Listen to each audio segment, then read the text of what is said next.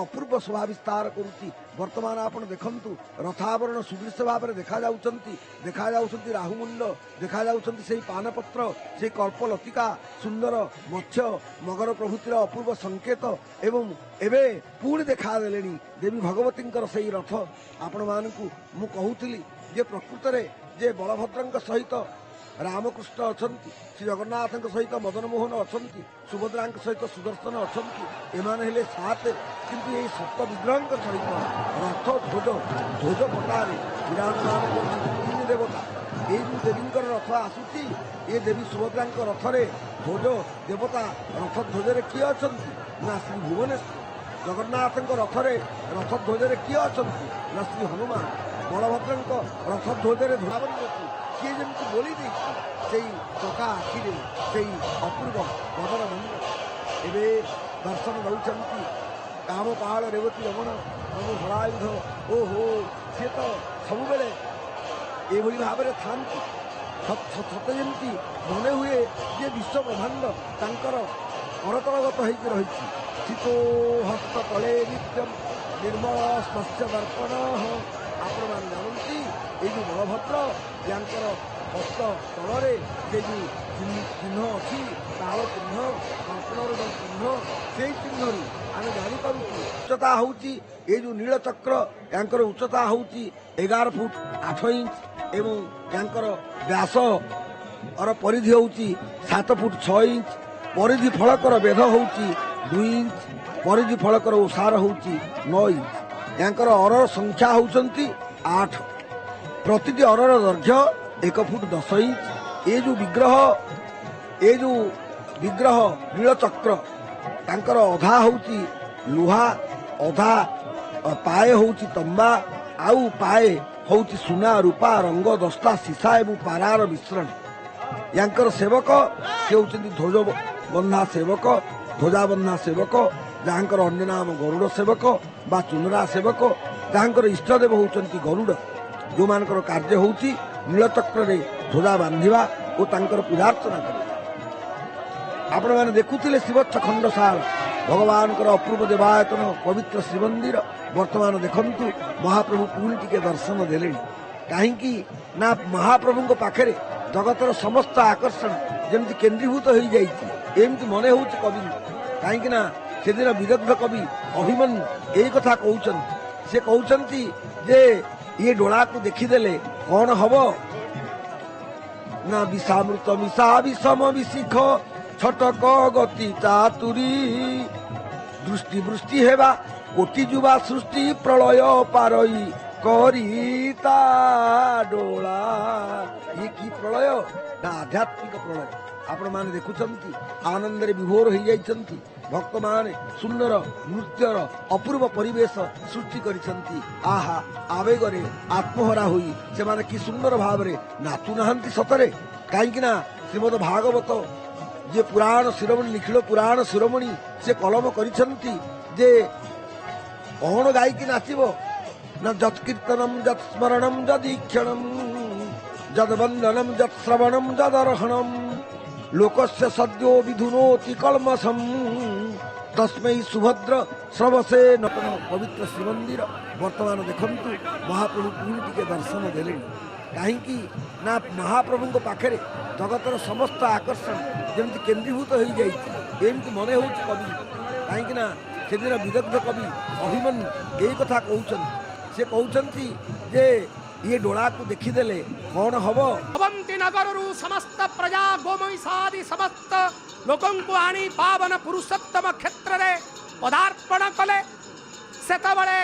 महर्षि नारदंग ठारू खबर पाउचंती हे राजन तुम्हें जो पवित्र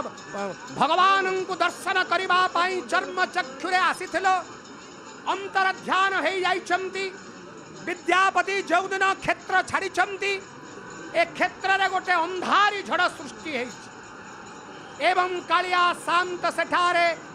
लुप्त भावरे गुप्त भावरे विश्वावसुता लुचई देछि तांकर संधान नाई हा हताश ही बसी पड़िले महाराज इंद्रदम्न आहा हा हा कौन हैला रे की अवस्था हैला रे मु की पाप करिथली कौन अवस्था मु कहा को कौन दंड देइथिली समग्र राज्य जनता जनार्दन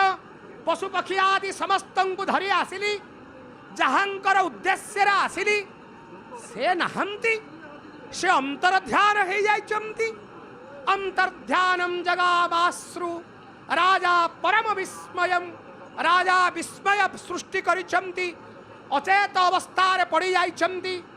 सुगंधि जलाणी महाराज इंद्र महर्षि नारद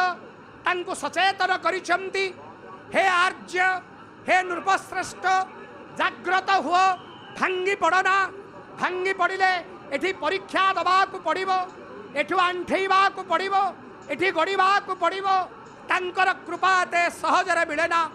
कुंढई पकेले नारदंकु कहले हे नारद आपण तो सर्वज्ञाता सकल शास्त्र विशारद मु की पाप करिथिली मु तो एपरी कौनसी पाप करी नाही कांदी चंती महाराज इंद्रदम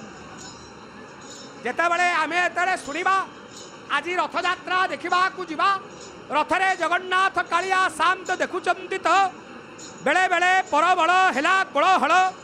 नंदी घोष पासे बढ़िलाटी गहल लोके होइले विकल रथ टाणी जन्म को करिवे सफल केवल तांकर एकमात्र भक्तंकर इच्छा से रथ दौड़े टिके हाथ लगे देवे रजत बाबू बसचंती सुखदेव बाबू बसचंती रामचरण दास महाराज बसचंती मध्य कनिष्ठ भ्राता कल्प सुखदेव शेषदेव बसचंती प्रार्थनारू आसचंती एठिकी शुणुचंती समस्ते आमे पिला बेले रथ टाणु आमे श्रीक्षेत्र पिला बड़दाण्ड आमर हूँ खेल घर तो आमे तेरे रथ टाणा को जाऊ आमे निजे अनुभव करुचु से रथ को कहीं टाणती आज्ञा मु निजे अनुभवी से रथ दौड़ीटा टिके हाथ में पड़गले निजर आत्मरक्षा बा शरीर रक्षा पाई से दौड़टी गोटे आश्रय किंतु रथ ता बाटरे से घोर घर नादरे चले लोक देखा रथ टणा होउची किंतु से रथ स्वाभाविक क्रम गति करी चली एहीपरी अवस्था महाराज इंद्रदम्न पचारुछंती नारदंकु हे नारद मु की पाप करिथली जे मु ए अक्षेत्र रे आसी मोर मंतरस्करण जो मनस्कामना मो जीवन जो लक्ष्य मो जीवन जो अंतिम वासना मु तो समस्त धर्म फल पाइली कर्म धर्म अर्थ फल पाइली चतुर्वर्ग फल साधन नहला पर्यंत जीवन मुक्ति नाही धर्म अर्थ काम मोक्ष ए चतुर्वर्ग फल प्राप्त हेले मनुष्य मुख्य प्राप्त होता है देखुन जेतबले जानती महाप्रभु गुंडीचा घर को रथयात्रा दिन से दिन कौन सी अलंकार पिंधंती ना आज ये बाहुड़ा यात्रा आसुचंती जगन्नाथ बलभद्र सुभद्रादि देवता माने